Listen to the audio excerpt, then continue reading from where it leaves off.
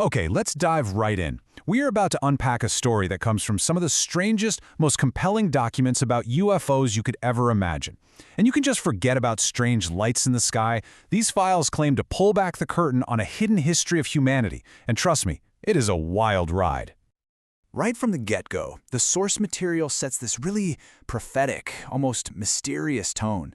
It's like it's suggesting that what we're about to explore isn't just a bunch of new facts, but something that connects to a kind of deeper awareness, you know? That feeling that there's something much, much bigger going on. So just so we're all on the same page about what we're dealing with here, this goes so far beyond simple sightings. The story that's laid out in these files is nothing less than a full-blown cosmic drama, one that's supposedly playing out right here on Earth. And it touches on, well, everything, from our own origins to the very nature of reality itself. So, where do you even start with a story that big? Well, according to these texts, the first thing we have to do is just grasp the sheer number and the sheer variety of players in this game. The universe, it would seem, is a very, very crowded place. How crowded are we talking? Well, the documents claim there are at least 2,500 known alien species just interacting with our little corner of the galaxy. I mean, that one number completely reframes our planet, from some lonely, isolated rock to a super busy cosmic intersection. And this is where the incredible range of these alleged visitors really hits you. The documents describe this extreme moral spectrum. So on one end, you have beings like the Pleiadians, who are basically presented as spiritual teachers. But then on the complete opposite end, the text describes a species that is supposedly the actual origin of our vampire myths, and it claims they abduct humans with the quiet approval of some world governments. I mean, that is a jaw-dropping claim.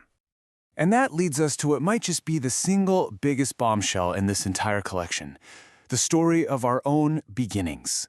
According to these files, a race called the Anunnaki came here, took early primates, genetically engineered them, and created us, Homo sapiens. And they did it for one really chilling reason, to be a race of slaves. The story says they eventually left, but they promised they'd be back. Okay, so this brings us to the next layer of the story. Earth isn't just some popular intergalactic tourist destination. It's apparently the main stage for a secret, long-running war between these incredibly powerful cosmic factions. It's a pretty logical question, right? If you've got thousands of species that know we're here, are they all just observing?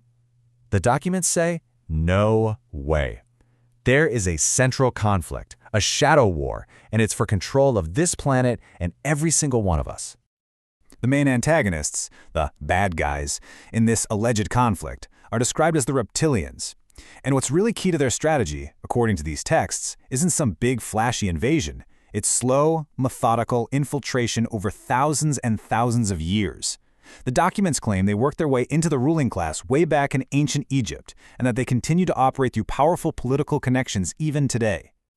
But the story goes, humanity isn't defenseless. The documents describe this counterforce. They call it the Council of Five. It's an alliance of 5 benevolent races that has supposedly been watching over us and guarding our evolution since life first sparked on this planet, basically acting as our silent guardians. So yeah, this slide really just boils it all down. The whole narrative sets up this epic shadow war for Earth with two very clear sides. On one, you've got these forces that are allegedly seeking total control and domination. And on the other, you have these groups that are reportedly dedicated to one thing, protecting humanity's free will. But this whole cosmic conflict gets even stranger, because according to these texts, it isn't really being fought with ships and advanced technology. The real battlefield, they insist, is the human mind. And this is where the story takes a really fascinating turn. It poses this incredible idea that the ultimate power in this entire cosmic struggle isn't advanced weaponry, but the untapped, incredible potential of our own consciousness. The documents actually call it real magic, and they break it down like this. First, your consciousness just imagines a potential outcome. Then, a strong, focused desire, a want, acts like a magnifying glass, concentrating energy onto that possibility. And the result? Reality itself can actually be changed. This is supposedly the mechanism behind everything from telepathy to psychokinesis. And this power of consciousness is apparently the reason some souls are here in the first place. The texts bring up this concept of wanderers, souls from other more advanced worlds who have chosen to be born here as humans. So the mission for these volunteers, as the story goes, is a two-parter. First, it's to speed up their own spiritual journey in our challenging environment. But more importantly, their main purpose is to help raise the collective consciousness of humanity, from the inside. The only catch is, they arrive with a total memory wipe, so they often just have this deep, nagging feeling that they don't quite belong. A kind of profound homesickness for a place they can't even remember. All of this, it's all building to the climax of the narrative, the ultimate reason behind all the secrecy and all the conflict and the incredibly profound choice that humanity is apparently facing right now. And here we have one of the most radical claims in the entire collection. The documents allege that our established religions, all of them, were intentionally created by manipulative alien races. And the goal was to keep us divided, to keep us fighting with each other, and to keep us totally blind to a much greater spiritual truth. And that's the real key.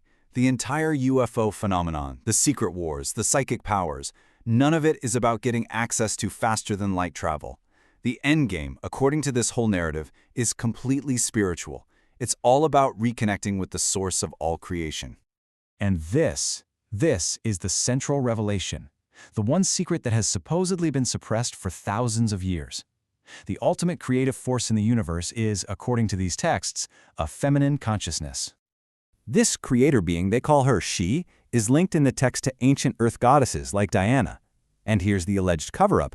The files claim that this truth, that the ultimate creator is feminine, was revealed to world leaders and popes, but was deliberately hidden to maintain these patriarchal systems of control.